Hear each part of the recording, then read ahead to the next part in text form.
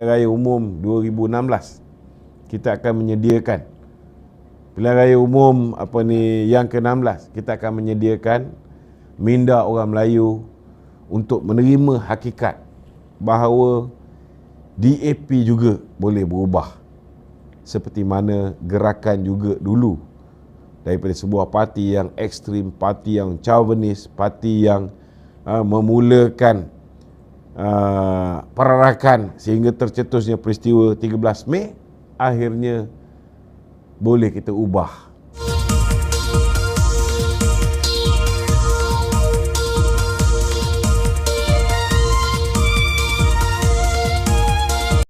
Tekan butang subscribe, like dan aktifkan lonceng. Zira, dia cakap, Datuk Seri Najib, dia pertahankan Datuk Seri Najib ada hak untuk merayu supaya diberikan pengampunan. Dan bila diprovok oleh wartawan ni, macam mana pemimpin UMNO dia bersama dengan kamu dalam kerajaan, tiba-tiba dia boleh merayu supaya Kebawah Tuanku memberikan pengampunan. Datuk Seri Anwar dengan tegasnya mengatakan, why not? What's wrong with it?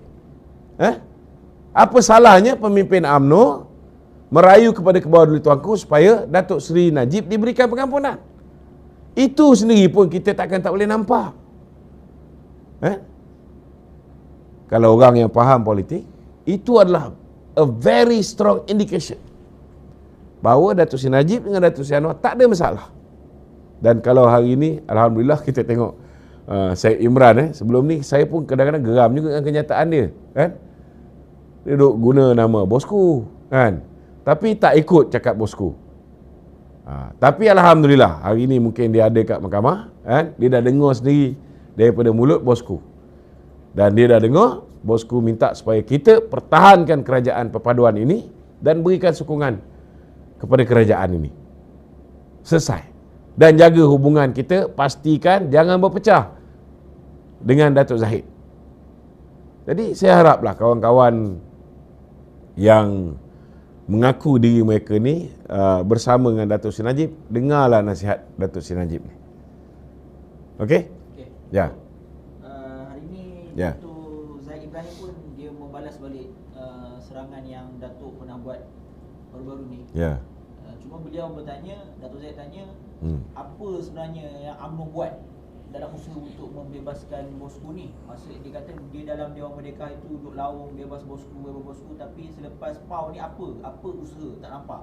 Macam seorang dua saja yang bercakap tentang bosku. Cuba kita tanya balik dengan Datuk Zahid. Kita tahulah beliau kecewa, beliau kalah dalam pemilihan UMNO. Orang lain dapat lantikan, beliau tak dapat lantikan, kan? Ada juga 2-3 orang kawan kita yang kecewa, kan? Tak dapat lantikan, ada yang kecewa tak dapat jadi pengurusi biru, ada yang kecewa tak dapat JLC. Saya beritahulah, kalau nak kecewa ni kita pun kecewa. Betul tak? Kalau nak kecewa ni kita pun boleh kecewa. Tetapi ni parti kita. Kalau semua orang ambil pendekatan, tak dihargai sikit, kecewa. Apa jadi dengan parti kita? Saya nak beritahu, sebagai seorang peguam, dia tentu tahu bahawa kita ni ada undang-undang. Takkanlah tak boleh fikir kau ni bekas menteri. Kau bekas menteri tau. Adakah semua benda yang berlaku dalam mesyuarat kabinet tu boleh dicerita di luar? Adakah semua usaha yang kita lakukan boleh kita cerita kepada umum? Kena ingat, menteri-menteri kita ni terikat dengan Akta Rahsia Rasmi. Menteri-menteri kita ni semua angkat sumpah menjaga kerahsiaan apa yang diperkatakan dalam mesyuarat kabinet. Apa yang mereka perkatakan kepada Kebawah Tuanku yang di-Pertuan Agong. Takkan semua benda kita nak cerita kat luar. Tambahan pula tentang pengampunan diraja. Cuba Zahid Ibrahim sebagai seorang intelektual, sebagai pakar undang-undang, cuba dia boleh ajar kita ni, kalau dia rasa dia pandai sangat, dia ajarlah kita orang UMNO ni, selain daripada merayu kepada Kebawah Tuanku, supaya Tuanku mempertimbangkan supaya Datuk Seri Najib diberikan pengampunan. Cuba beritahu kita apa lagi cara mengikut lunas undang-undang yang kita boleh campur tangan dalam usaha untuk mendapatkan pengampunan bagi Datuk Seri Najib. Beritahulah. Jangan hanya komplain tapi tidak membantu kita dengan memberikan solusi. Datuk Seri Zahid, Datuk Seri Azalina hari-hari berhempas pulas dalam usaha untuk membantu Datuk Seri Najib. Datuk Seri Zahid pun ada 47 kes belum selesai tau. Kalau misalnya pembelaan tidak dilakukan terhadap Datuk Seri Najib, dengan nasib Datuk Seri Zahid pun silap-silap ke dalam juga tau. Dan dengan pengalaman Datuk Seri Anwar dianiaya oleh Tun Dr. Mahathir, adakah kita tak fikir bahawa Datuk Seri Anwar juga merasa macam mana perasaan Datin Seri Rosmah, macam mana perasaan Yana Najib, Nizar Najib, Nazif Najib, Ashman Najib? Sudah pasti Datuk Seri Anwar pun tahu, kan, macam mana rasa ahli keluarga mereka, kan? Masa Datuk Seri Anwar dalam penjara, Datuk Seri Anwar pun tahu dia juga diberi peluang berjumpa dengan keluarga kerap. Siapa yang bagi kelulusan? Datuk Najib juga dengan bantuan Datuk Zahid. Dia berpeluang untuk berjumpa dengan rakan-rakan dia. Siapa bagi kelulusan? Atas restu Datuk Najib juga dengan bantuan Datuk Zahid. Betul tak? Jangan lupa Datin Seri Wan Azizah pun pernah juga berjumpa dengan Datin Seri Rosmah ketika Datuk Seri Anwar berada dalam penjara. Datuk Najib banyak membantu, kan? Itu pun sudah pasti akan Datuk Seri Anwar ambil sebagai pertimbangan dalam usaha membantu Datuk Seri Najib. Tapi dia tak bolehlah nyatakan terang-terang, saya tak bersetuju dengan kenyataan yang dikeluarkan oleh Ketua Hakim Negara. Cuba bayangkan kalau Ketua Negara berlawan dengan keseluruhan badan kehakiman. Apa jadi? Yang untung siapa? Mahathir. Jangan lupa Mahathir juga ada saman Datuk Seri Anwar Ibrahim ni, jangan lupa tu. Jadi banyak benda kita nak cakap tapi kita tak boleh cakap sebenarnya, kan? Cuma saya harap kawan-kawan ni bersabarlah, kan? Bersabarlah sikit, kan? Kita tak tahu apa orang kat atas ni. Maklumat yang dia orang ada first hand information. Maklumat yang dia orang ada cukup terperinci. Maklumat yang kita ada mungkin setengah masa. Bila pemimpin nak buat keputusan, dia akan pastikan dia ada maklumat yang paling tepat. Kalau dia membuat keputusan dengan maklumat setengah masa, lingkup negara. Itu je. Okey? Okey tak? Ya. Ada soalan. Okey. Kalau kita lihat sekarang ni, orang nampak UMNO ni bukan wadah utama lagi pada orang Melayu kan. Ya. Kenapa kita masih lagi Kenapa UMNO bukan lagi wadah utama untuk orang Melayu?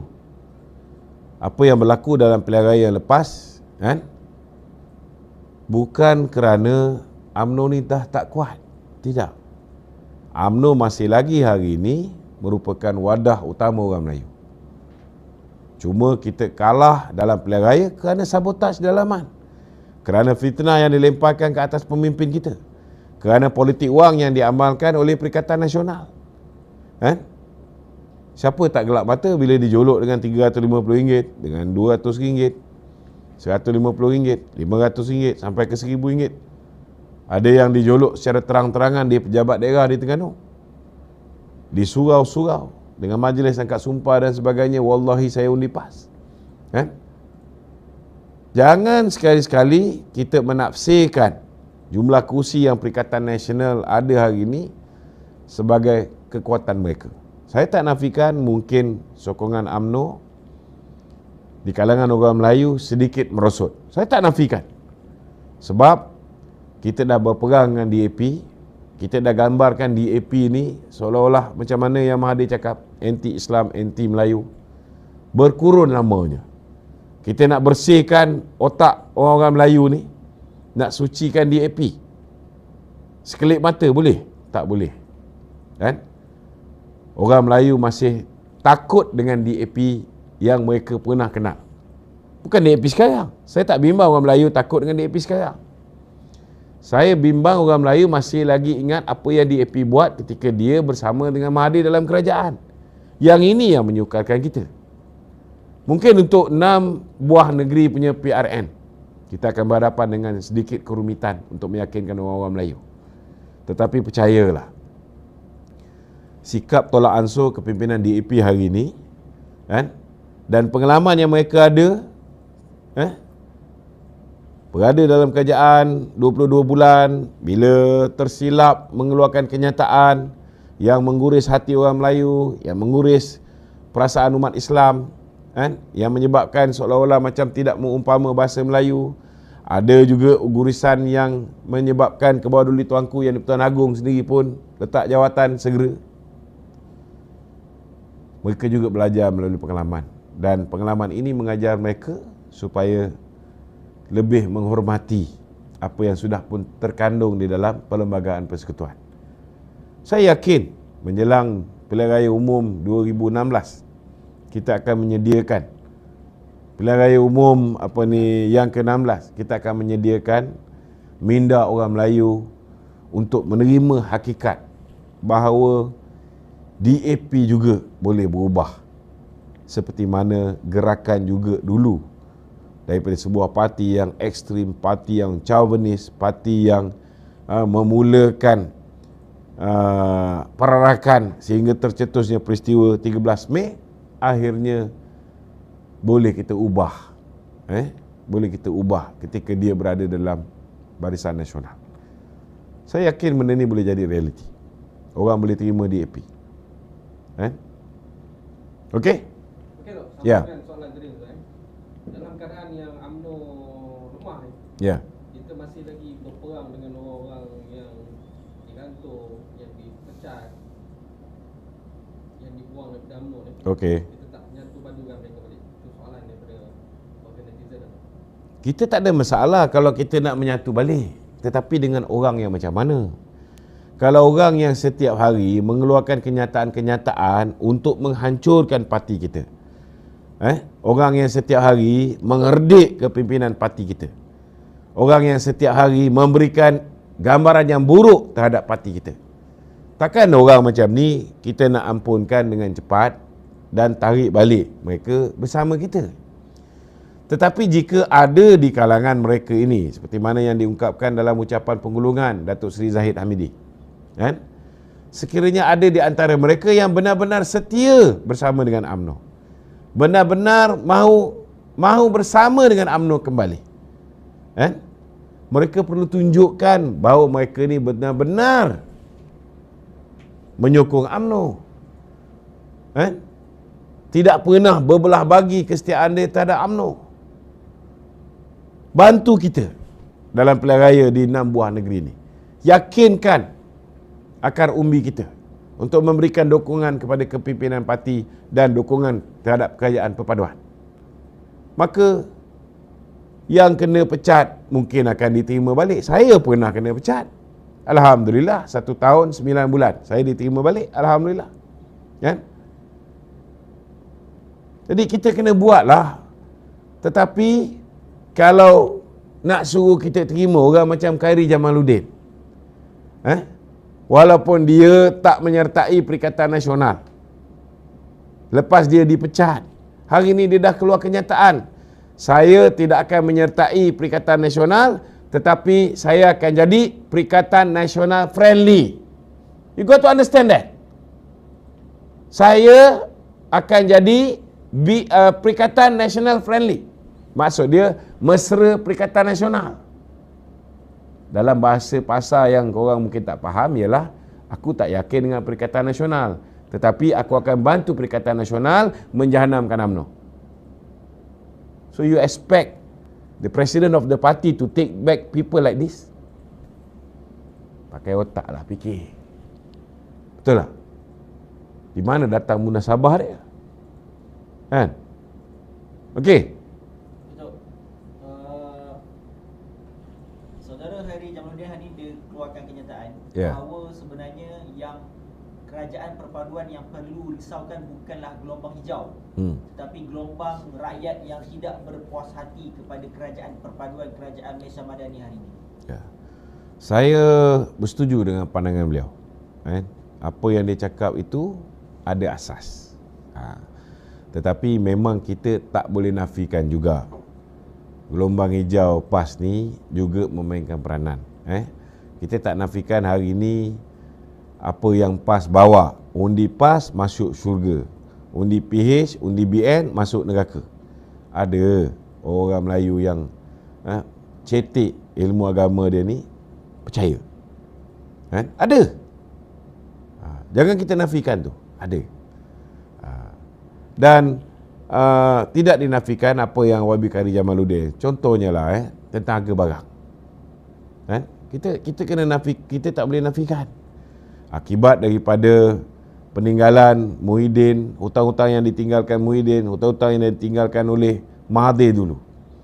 Hutang kita berlipat 2 kali ganda, lebih lagi daripada 2 kali ganda, daripada 686.8 bilion 2017 hujung, hari ini sudah 1.5 trilion. So kita macam YB Rafizi cakap, reserve kita pun dah tak ada banyak. Itu sebab nak lakukan apa yang dipanggil sebagai intervention ataupun campur tangan. Kita nak beli ringgit. Di mana datang modalnya? Kita mewarisi sebuah kerajaan yang sakit. Siapa juga yang menjadi kerajaan selepas negara ni dirosakkan, diranapkan oleh Mahathir dan Muhyiddin, bukan satu kerja yang mudah. Bukan satu kerja yang mudah. Malah antara sebab kita ditolak dalam pilihan raya yang lepas ialah kita gagal menyelesaikan masalah-masalah ini. Adalah satu kesilapan besar. Selepas kita berjaya tumbangkan Muhyiddin, kita pula ambil alih pucuk pimpinan negara. Satu mistake besar yang dilakukan oleh kita. Sepatutnya kita insist on election. Bukan menabalkan Ismail Sabri menjadi Perdana Menteri di hujung corner sebelum pilihan raya. Ini satu mistake besar. Tetapi ialah benda dah berlaku, nak buat macam mana? Hari ini kita kena bantu PMX ini untuk pastikan dia boleh bawa masuk balik foreign direct investment. Kerana bila kita bawa balik foreign direct investment, maka pendapatan negara kan kembali mengukuh. Bila foreign direct investment masuk, bursa saham Kuala Lumpur akan kembali mengukuh. Bila dia bawa masuk, dia bawa mata wang negara masing-masing. Sampai ke Malaysia dia kena tukar kepada ringgit. Permintaan untuk ringgit akan bertambah. Nilai ringgit akan mengukuh. Bila nilai ringgit mengukuh, barang-barang yang kita import akan jadi lebih murah. Barang-barang tempatan, bukan semuanya produk itu, ingredient dia tu datang daripada dalam negara saja. Ada sebahagiannya daripada luar negara juga. Bila barang daripada luar negara ini menjadi lebih murah, maka produk tempatan juga akan menjadi murah. Ini akan membantu untuk mengurangkan inflasi dalam jangka masa yang panjang. Tidak ada shortcut untuk menyelesaikan masalah ni semua. Tetapi kita kena faham bahawa kita kena pastikan bahawa negara ini mempunyai kerajaan yang stabil. Kalau Haji Hadi duk umum, sekarang ni kita akan tebuk atap. Hamzah Zainuddin, Hishamuddin semua mengumum bulan 8 ni kita akan tukar kerajaan. Pelabur-pelabur akan lari daripada negara ni. Kita tengok bila PMX jadi Perdana Menteri, bursa saham Kuala Lumpur kembali mengukuh, mata wang kita kembali mengukuh. Tiba-tiba bila mereka mula menggambarkan bahawa bila-bila masa kerajaan ni boleh tumbang, bursa saham jatuh balik, mata wang kita jatuh balik, hancur. Yang sengsara, yang terpaksa bayar kos lebih tinggi untuk barang-barang import, rakyat. Barang tempatan pun saya tak langsung, contohnya macam ayam ni di ternak tempatan, tapi dedaknya datang daripada luar negara, turut akan naik. Hari ini kita kena faham, telur ayam pun efek juga. Jadi kalau misalnya Kita tak habis asyik politik. Kerajaan mana pun yang menguasai kerajaan selepas ini, kan? Mereka juga tidak akan mewarisi sebuah kerajaan yang stabil. Ekonomi negara akan menjadi semakin teruk, dan jiran-jiran kita seperti Indonesia yang hari ini, dulu satu ketika dahulu mereka hormat kita, mereka kagum dengan kekuatan ekonomi kita, mereka hari ini sudah berada di hadapan kita, berbatu lebih jauh, lebih maju berbanding dengan kita. Takkan kita nak tengok benda ni berlaku? Hari ini patut kita gunakan Datuk Seri Anwar mempunyai networking antarabangsa, antara yang terkuat di kalangan calon-calon Perdana Menteri yang ada. Kan? Kalau misalnya kita jatuhkan Datuk Seri Anwar sekarang, nak gantikan dengan Muhyiddin Yassin, korang nak hadap lagi satu negara di lockdown lagi supaya tidak ada undi tidak percaya di Parlimen. Kalau nak benda ni berlaku, silakan. Ikutlah cakap Papa Gomo ke, Atan Likas ke, Zam Yahya ke, atau mana-mana pihak yang sewaktu dengannya. Tak ada masalah. Kalau dengan menjatuhkan Datuk Seri Anwar Ibrahim ini, naiknya Muhyiddin Yassin boleh membawa pembebasan terhadap Datuk Seri Najib. Dah lama dah aku sokong. Betul tak? Pakai akal yang Allah Ta'ala berikan kepada kita. Jangan ikut nafsu kita saja. Okey? Okay, tu. Ya. Tular surat daripada Jabat Perdana Menteri mengatakan bahawa Datuk Seri Idris Yusof ditamatkan perkhidmatan sebagai kursi Pemda. Ya. Ada yang mengatakan bahawa UMNO boleh dia nak kirikan jika Idris Yusof ditamatkan masa awal. Macam-macam lah ada orang ni, kan? Kena faham, arahan suruh letak jawatan lantikan politik tu dah lama dah. Tapi banyak-banyak kawan kita seko ni tak nak letak jawatan. Minta maaf cakap lah, bukan bersama dengan kita pun, kan? Dia dengan Ismail Sabri. Jadi kalau bersama dengan Ismail Sabri, kita pun tahulah di mana political inclination Idris Yusof ni, kan? Tapi tunggulah, sabarlah. Tengoklah dulu, adakah benar UMNO dianaktirikan? Kan? Kalau selepas ini, kan? Orang UMNO juga yang dipilih sebagai pengurusi Felda. Macam mana? Anak tiri juga. Kalau lepas ni, orang Terengganu juga jadi pengurusi Felda, macam mana? Anak tiri juga. Pakai otak lah, fikir. Kan? Jangan cepat sangat emosi, jangan cepat sangat melompat, kan? Jangan cepat sangat melompat. Okey. Kalau Datuk mesti ada